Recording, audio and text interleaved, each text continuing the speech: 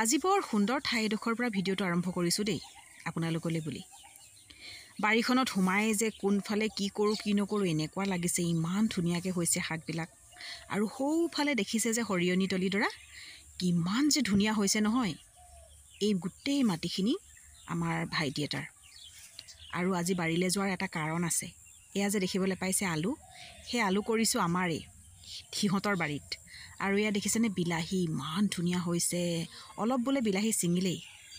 আৰু এয়া মই অকণমান ভিডিঅ' কৰি ভাল পাওঁ কাৰণে ভিডিঅ' অকণমানো কৰি ৰাখিলোঁ। এয়া চাওকচোন বিলাহীবিলাক ইমান লমালমে যে লাগিছে। উফ, পকিলে যে কিমান ধুনীয়া লাগিব নহয়নে? ভাবিলোঁ ভিডিঅ' অলপ কৰি ৰাখোঁ। আজি মানে আমাৰ তাতে আলু দিয়া আছিল, আলুখিনি অকণমান মাটি চপাবলগীয়া হৈ আছিল, সেইকাৰণে বাৰীলৈ বুলি গ'লোঁ। এয়া বাৰীৰ মালিকো আহি পালে। মোকনো তুলিবলৈ আহিছে মাটি মালিকক তুলি থৈ দিছোঁ অকণমান। মাটি মালিককো তুলি থৈ দিছোঁ আৰু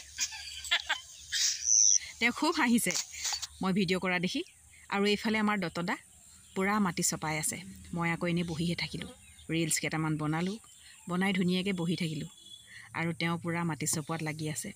যিহেতু আমাৰ নিজৰ ইমান ডাঙৰ মাটি নাই, সেইকাৰণে বেলেগৰ মাটিতে অকণমান আলু খেতি কৰি ৰাখিছোঁ।